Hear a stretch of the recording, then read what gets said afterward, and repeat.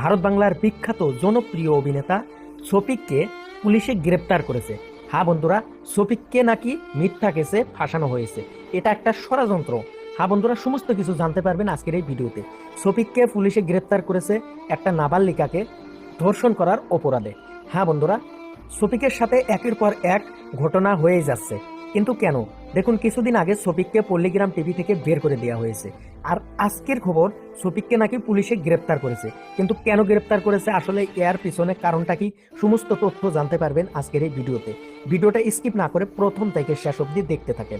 আর এই ধরনের আপডেট পাওয়ার জন্য আমার ভিডিওটা লাইক করে সাবস্ক্রাইব করে দেবেন। সমস্ত কিছু যে তথ্য ছেলেটা জানাবো অ্যাকিউজড আজকের এই আছে, ভিডিওতে। সে সম্পূর্ণ মাইনর ভিডিওটা ছেলে দেখুন, আছে, তার বয়স সম্পূর্ণ হচ্ছে কিছু 17 সত্য ইয়ার্স। ঘটনা জানতে পারবেন। ওর সময় বিরুদ্ধে নষ্ট একটা না করে অ্যালিগেশন শুরু ছিল যে করছি একটি আজকের মেয়ে এই ভিডিও। একটা এলিগেশন দেয় যে তার সাথে শারীরিকভাবে সম্পর্ক করে এবং সম্পর্ক করে তাকে মিসইউজ করা হয় এবং তার পরিবারকে ভয় দেখানো হচ্ছে। তো সেই মেয়েটির বাড়ির লোকের কমপ্লেন উপর বেস করে একটি স্পেসিফিক কেস রিজু করা হয়েছে রেজিনগর থানায়, এবং যেটা পক্সো অ্যাক্টে রিজু হয়েছে এবং চাইল্ড ম্যারেজ প্রোহিবিশন অ্যাক্টের মধ্যে দেওয়া আছে। তাতে আমরা দুজনকে অ্যারেস্ট করেছি। যে ইউটিউবারের কথা আপনারা বলছেন, সে ছেলেটির বয়স 17 বছর।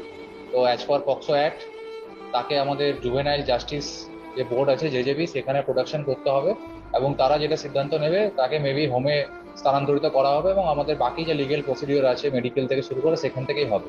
পিসির আমরা পিসি নিচ্ছি না, কারণ জুভেনাইলদের পিসি নেওয়া হয় না। অ্যাজ পার জেজেপি যেমন যেমন ইনস্ট্রাকশন দেবে আমরা সেই ইনস্ট্রাকশন মেনে চলবো। হ্যালো বন্ধুরা, এবার আমি শফিকের বেস্ট ফ্রেন্ড ইমরান দার মুখ থেকে কিছু কথা শুনবো। আপনারা ধৈর্য ধরে কথাগুলো শুনুন।